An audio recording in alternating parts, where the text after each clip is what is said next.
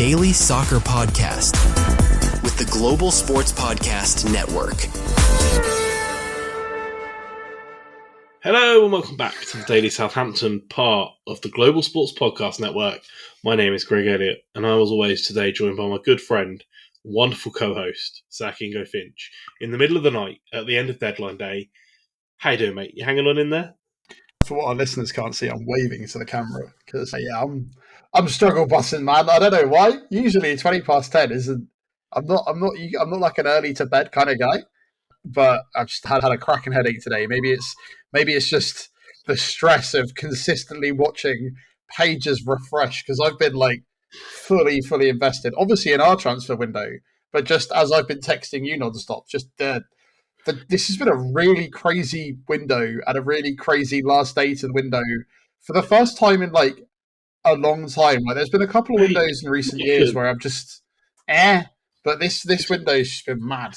It's been a proper old school one, right? Like, I wasn't watching Sky Sports all day because I couldn't deal with the constant Isaac news, but I wouldn't be surprised if on social media tomorrow someone's popped up with a dildo behind the head, because that's like, it really gets that throwback vibes. Like, it's just been wild. Like, coming in from left field, it's been great. Oh, mate. That is the energy of a late night recording, if I've ever heard one, where all of your filter just goes completely out of the window in the first 5 minutes. So.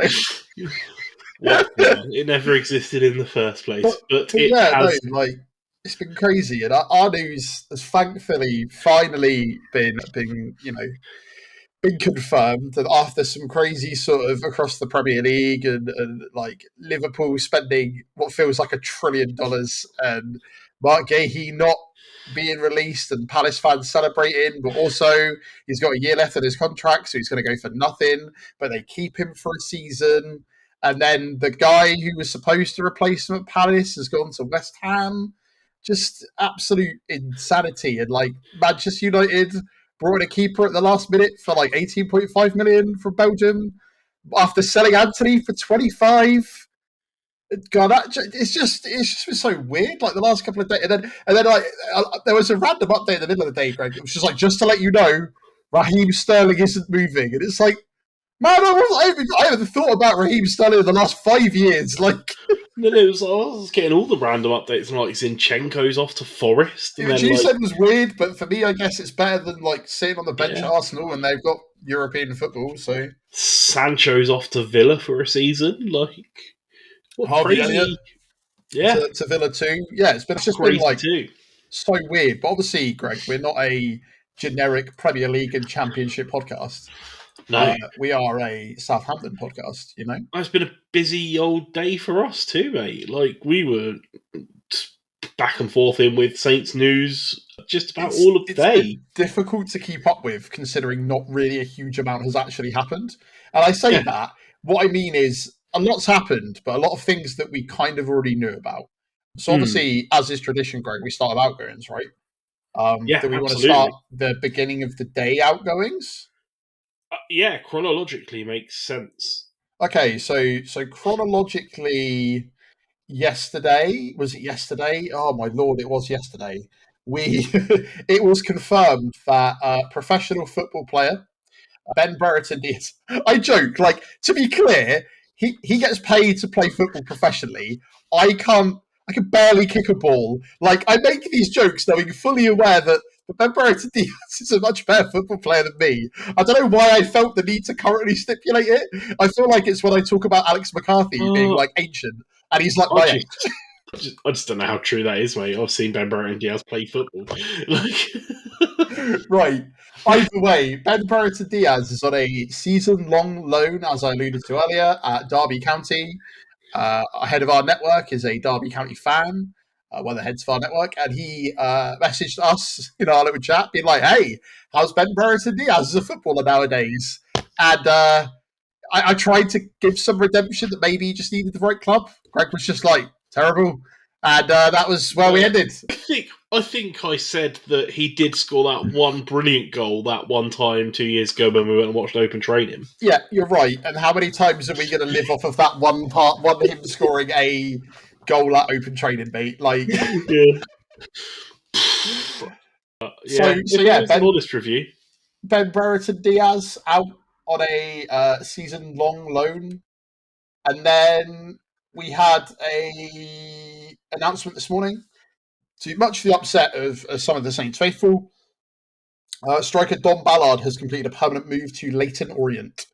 So I feel like it just never worked out in the big leagues for him. And I don't really know why, because I don't think he really got a proper chance. But clearly, multiple managers have decided that his level is not the level we're at. Well, look, he banged goals in for fun in the youth setup, and then he had a loan spell that wasn't particularly successful. And then he came back, and he went out on loan again, and then he got injured. Which was one of these things that's not worked out. It was quite like a long term, almost like a season long injury at completely the wrong time. I think when if he was likely to sort of bulk up physically and kick on, that might have been that time. And yeah, it just kind of is what it is. I think that there's still obviously a good goal scoring player in there, but yeah. He'll either find his feet in the lower leagues and work his way back through, or he'll find his level and rest at it. But I saw lots of people saying, "Oh, he just never got a chance here and never got in the first team." But also on his loan spells away in League One, he didn't score goals there either. So how much of a chance can you push through? It's just one of those things, right? Like, I wouldn't be surprised if potentially in the future we do see him like these other players we've talked about before that I often bring up, where we notice these kind of players that are ex-Saints players in amongst the championship teams, and some of them have moved up, and there are ones that we kind of hoped would work out better and haven't, and people that look like they're fantastic prospects, and so yeah, say as they put out, like, being at the club since 8 years old. Big deal. I have some friends that are Orient fans. I think they're quite happy with the signing. Hopefully, he goes on to get some goals and revitalise his career. Absolutely, and I think he will do well there. And I wish him all the best. Genuinely, yeah. It is a shame that it didn't work out, but it's just one of those things, right? Like, not everyone can be that success story. Nah, and that's just how it is. So moving on to other outgoings, I think we'll do that though, Greg, after we've had a word from our partners at Bioniq. Is that a good idea? Sounds good to me, mate. Cool. Your body is unique, and Global Sports Podcast Network is partnered with Bioniq, the world's most personalised supplements. Bioniq provide 100% tailor-made supplements designed to deliver precisely what your body needs at exactly the right levels to optimise your health. No guessing. So click the link in the show notes. Use the code GSPN2025 for 40% off your first month subscription. Bioniq. Don't settle for off-the-shelf solutions made for just anybody. Get what's right for you right now. Your body. All right, mate. We are back. Let's crack on. Who did you have next? So next on the list was defender Charlie Taylor has joined West Bromwich Albion on loan for the remainder of the season. Good luck, Chaz. Yeah, he's been reported a few places, right? Borough, West Brom. Sorry, Borough. Borough was one of the places I've seen him linked. Some other places too. West Brom emerged in the last couple of days as like a proper contender. I'm kind of surprised with Wellington out. Realistically, our win-back situation is Ryan Manning, Rorislev, and now this other guy. Jellycopter. That's how effective the market was, mate. That's the bit I remember. Elias Jalert. So the problem is I could. So I'll tell you what went around in my head, because we're going to leave this in because it's that kind of recording. But in my head was an alarm. Now it's because I associate it with alert, and it's Jalert, right? Right. The problem is I was like Jalam, and I was like, that isn't his name. So that's where I'm at. But obviously, back to Charlie Taylor, I'm surprised because with Wellington out injured, Jalert can play on the left and the right. Yeah. And then you've got Rorislev mainly on the right, Manning mainly on the left. that's kind of it for coverage, unless we sort of hack into the lower leagues, or the lower, the under 21s and stuff. And Or start moving Ronnie, centre backs out as fullbacks. yeah, because like that happened at the end of the Watford game, right? Ronnie Edwards was Yeah. moved out to play on the right, which was, I think, bizarre to most people considering. And I think it was because Rorislav was brought off, and we've had Fraser play there as well a couple of times. So I guess they feel like there's sufficient coverage, but I'm slightly surprised that that's the positions we've left out on loan, right? But I guess for Charlie Taylor, he joined us, didn't really get much game time, had that one sort of argument with Russell Martin. I say argument, we just assumed because he never played again, he was the one who was out of position at Leicester. And then sort of played a bit in pre-season as captain the side, because obviously he's got the experience there. And I'm guessing it's probably just more of anything like a game time thing, right? Like I'm not saying he's old, but he's at the latter stages of his career, probably wants to get game time, knows he's not going to get in ahead of Manning or Wellington when Wellington was fit. So I guess it makes sense, especially where it's a season-long loan as well. But I wish him all the best. I have no ill will towards him. And maybe he'll do all right for West Brom, and as long as West Brom finish below us, I don't really care. Yeah. And look, I mean, there's the story of the day, right? Because you've gone from early this morning going out on loan or going out to Leyton Orient with Don Ballard.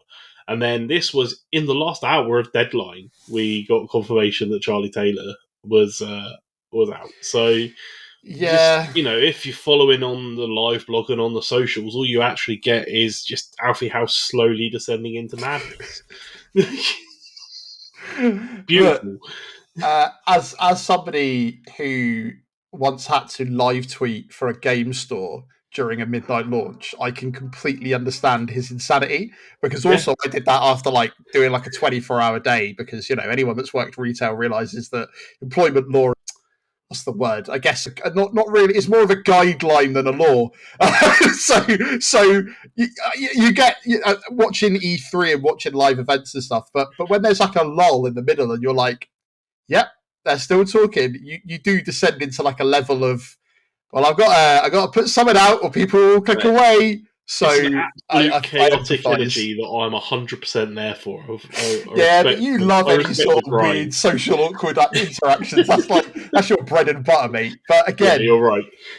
As bad, we are still talking about Southampton. So James Bree was the next one, mate. That was confirmed. That was confirmed literally at felt like what 8 p.m. That was the one the first one that happened after the closing of the deadline, and he has joined old boss Nathan Jones at Charlton Athletic on loan. And this is the bit I found quite interesting until January. So that's interesting.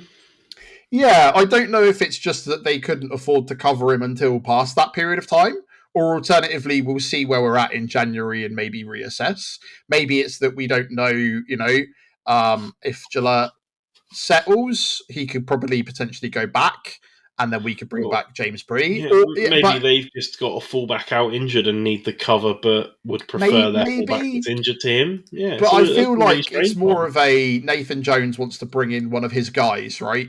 And I feel like if it's anything, it's that Charlton can't afford to pay the wages of somebody who joined in the Premier League, right? That's probably where I think it is.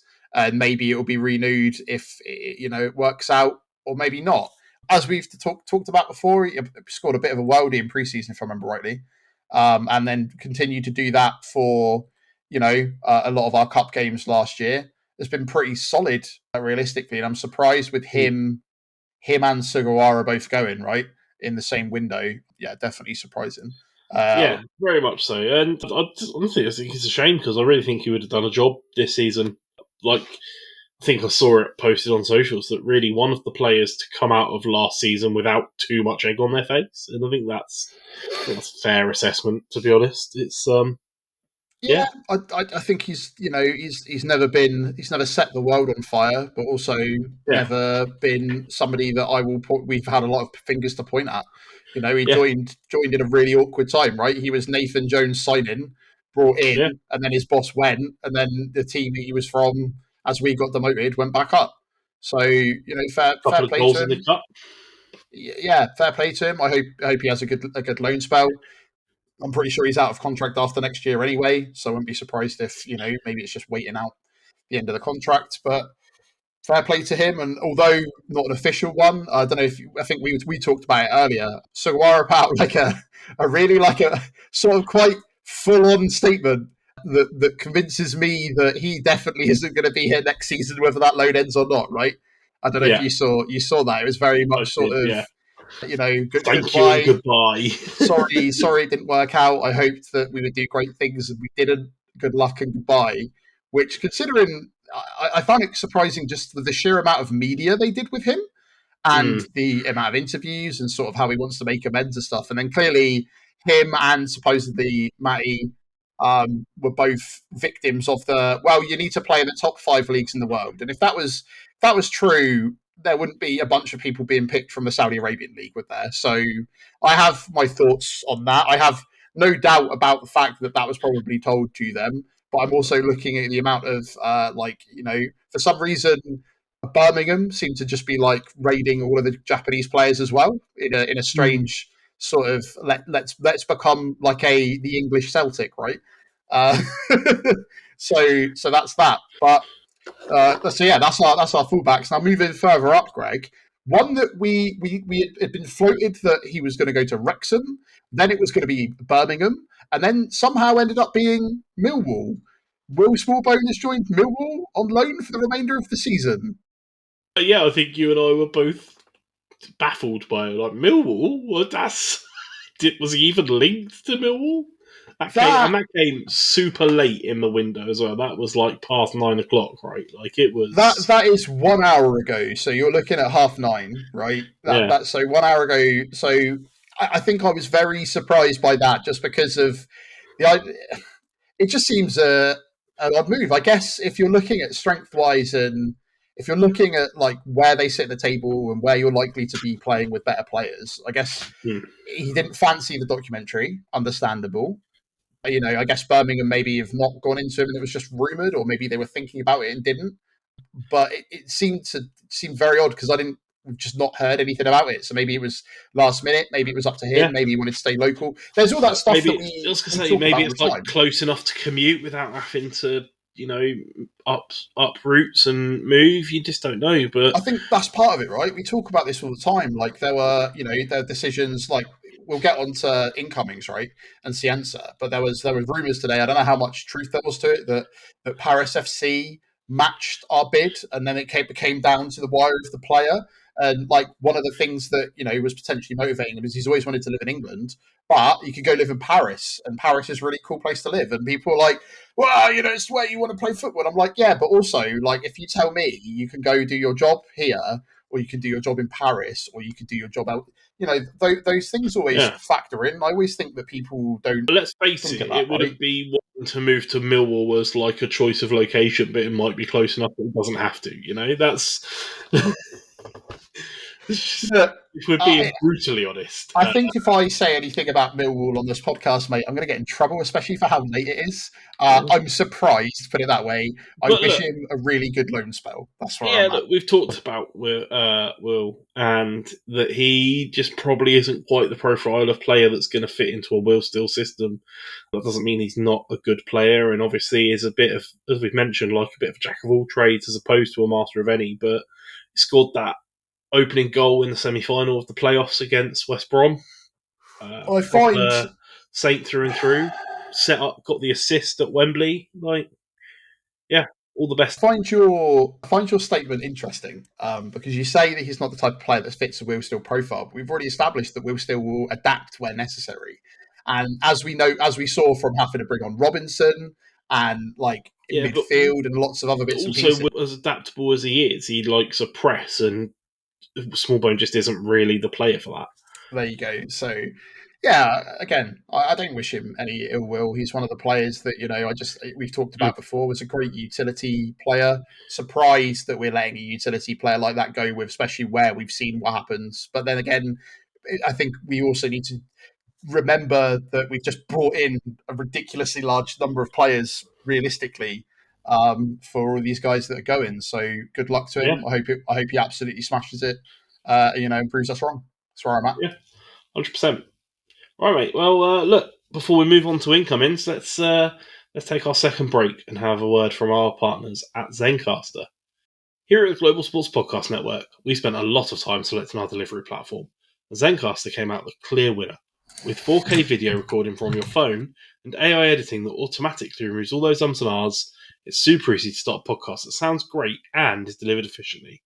If you're ready to tell your story, check out the link in the show description and learn more about Zencastr.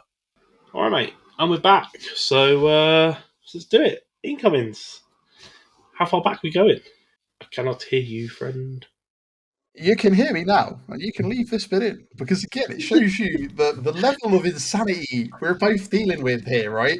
Is that I did immediately start going on. How far we go back, Greg? Greg, we're going back to yesterday, where we signed Elias Gillette. This was kind of something as well that kind of came out of the woodwork and made sense, considering he could play both on the left and the right. Originally, when I read like the profile of him, I thought he just could play on the right, and I was like, we're going to end up with 30 right backs and just Manning on the left. But the fact he can play both means that maybe he'll, replace replace Kyle Walker-Peters, two very, very different profiles of people. Maybe he'll kind of be able to, cover that area on the left and the right, which Kyle was able to do quite successfully. He's been a Danish champion for Copenhagen. He's been a Turkish champion for Galatasaray. I realised that he played in the same season as Elyounoussi as well. Remember that? You know how I like to connect all these dots for some reason? Well, I decided to look back and went, did he and Elyounoussi play together? Yes, Greg. Yes, they did. Before he can move to Galatasaray. So, interesting little tidbit there. So he already thinks that. But look, he looks like a good utility player playing both sides, going to fit into the squad wherever that is. Yeah. Danish connection. I know that it's not FIFA, but that doesn't mean that chemistry is not a real thing. Like having another Danish player in the dressing room to connect with can only be a positive thing. Like that's a perfect link now. What more can you ask for? Yeah, for sure. And I think that that's always going to be useful long term, right? And we'll see where we get to at the end of the season, because it's a loan, right? To my knowledge, I don't know if it's got any. I don't remember seeing any obligation to buy or anything like that. So I guess it will be not sure. what it will be. I think I saw that there was an option, but I don't know. I don't remember the specifics. But yeah, be good. Indeed. Right. So we do have an academy signing, and I can't remember the name, and I'm going to have to find it. And I don't want to leave out the academy players. It's all right. It is Davon Gabajumo, and I'm sorry for butchering. You tried your best. I gave it a go at 11 o'clock at night. What more can we say? That's fair. He's another fullback, funnily enough, right? 17. Yeah, this is definitely for the under 18s, right? And yeah. I can't remember. It's funny because he's been signed from Peterborough, and I texted you earlier that they had a couple of the Saints. They had a Saints fan, a Bournemouth fan, and a Pompey fan. On the start of a really bad joke. Yeah, on I can't remember if it was like Sports Owner or something. I think that the Saints fan was somebody that I've seen on X quite a lot, which is Yasmin, and he always has, in my opinion, quite good takes. But the Pompey fan was talking about how the striker that they signed from St Mirren in the second league of the Scottish Championship is definitely going to be good because he was linked with Peterborough, and Peterborough only ever signed good players that they then asset flip for a significantly large amount of money. So based off of that logic, us signing a player from Peterborough must mean he's good, Greg. Yeah, I'll take it. And that's just why I very much doubt you'll ever catch me on a radio interview thing where I'm like, we admit that we waffle a lot, right? I feel like you're probably slightly technically more minded than me. And sometimes when we're playing FPL and we end up pulling off an absolutely incredible weekend, we're like, oh, do you know what, Greg? Maybe me and you actually know about this sports stuff. But I've never claimed or never will claim to be an expert. I just have a lot of osmosis and spend a lot of time consuming content and consuming football. So you feel like you're an expert, but never let it get to your head. But by that logic, maybe that's the case, right? maybe it will be that he is good because he is from Peterborough. And that is the insane level of energy we need to bring you into the signing of Leo Cienza. There you go, got there in the end. I can already see him being a fan favourite. I don't know why. There's just something about him. I think that the last minute sort of Night Saints, and then and then getting the final level of the game, which was very enjoyable. I've got to say, having Daniel Svaldo as a playable character with a guitar was the bit that, for some reason, sent me more than anything else. I enjoyed that. I enjoyed Tricky Lambert's magic. I enjoyed Ryan Bertrand's tap of the watch and the don't miss deadline day. It's just wonderful. I don't know how much our social media team get paid, but man, they do their job well. Like on point. Not enough, in my opinion, for someone that spent a lot of time consuming all of this. It's great, but it was. I think it's very much worth the wait. We've seen what he's done. We've talked about him a little bit. I didn't know if it was going to be one that got over the line, so I'm really, really happy that it has. I've watched a little bit of the interview as well, and him talking about how it was just really easy decision for him to come here, and that the history of us essentially doing really well against bigger teams is one of the things that attracted him to us, and I guess wanting to be part of that. And I guess it's true. There's been times that we've had some giant killings. There's been times where we've had offsides against Manchester United that weren't offsides, but it's what it is. Way better against bigger clubs. I don't even think Manchester United count as a bigger club. Not anymore. Maybe at the time. Wherever I was before, I was rudely interrupted by, it's like one of those, again, I know we keep talking about the vibes of like late night recordings, but I don't know if it's because there's a pub at the end of my road or what, but a 10 to 11 car alarm going off directly outside my window it's not ideal circumstances for recording, mate. Not going to lie. Like, I know we also both live quite close to an airport, and that's always wonderful, but that regardless, what I was saying was a £100 million player sold for 25 million, right? A couple of years later. And what I want to do is that I put a tweet out, I think 9 days ago, saying, Johannes Spores, I did the quote of the whole squad building is art, it's not clear until the end. And I said, you've got 9 days to sort this out and bring in what you said you'd bring in. And I'm pretty sure he's done that. I think some people have got question marks over a striker. I think that's what they brought Damien Downs in for. If Damien Downs hasn't kicked off straight away, it's 4 games. And I think it's far too early to make a judgment. It's time to come good. And the other was goalkeeper. And, I feel like that people are really, really sort of zooming in on Baz, right? A little bit, probably more than they should have. We brought in that backup goalkeeper that's probably never going to play a game for us, where everyone had a little bit of a meltdown. But then since then, we signed like another 6 players. So I think everyone should get over it, because a lot of people doubted it, myself included. And I think it's been a fantastic window. I would say, other than the striker and the goalkeeper question, I'd say it's at least an A, right? Maybe an A- because of that. Oh, look, we'll cover it in depth, I'm sure, as the international break continues. Sure. But I mean, at this point, I'm happy with it. I think I heard Bazunu described on one of the other pods as probably the one who's going to be picked as a scapegoat this season, and I hope that's not the case. I don't think he was at fault for either of the goals at the weekend.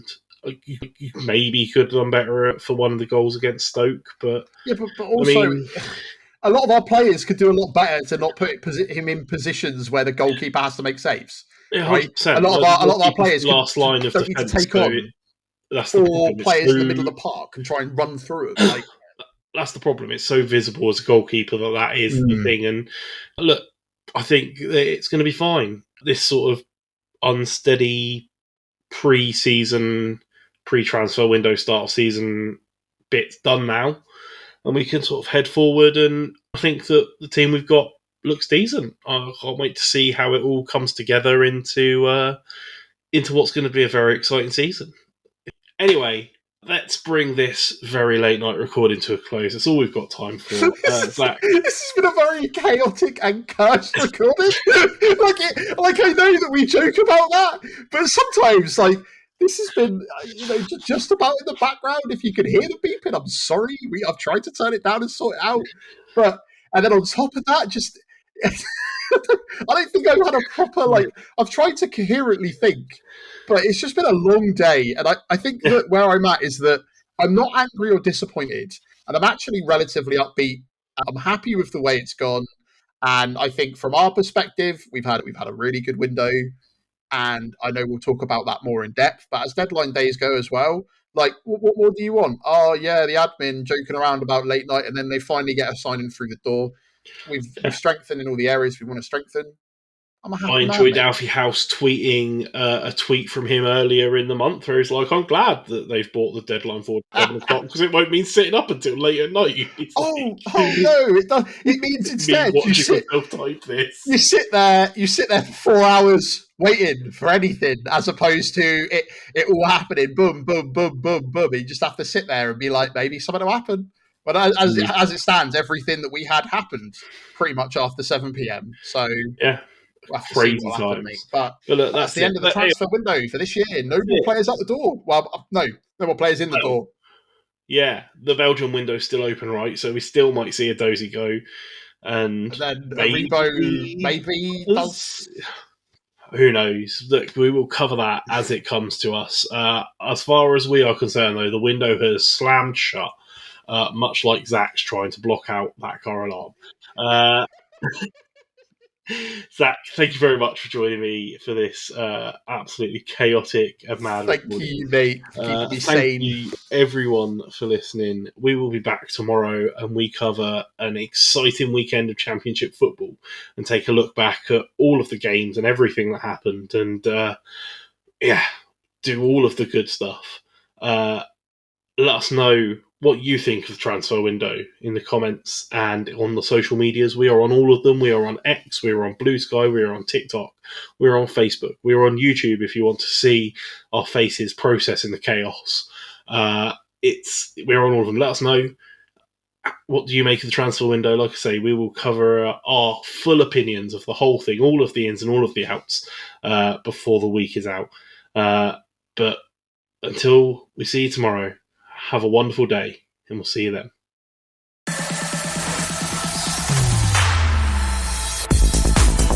Your daily soccer podcast with the Global Sports Podcast Network.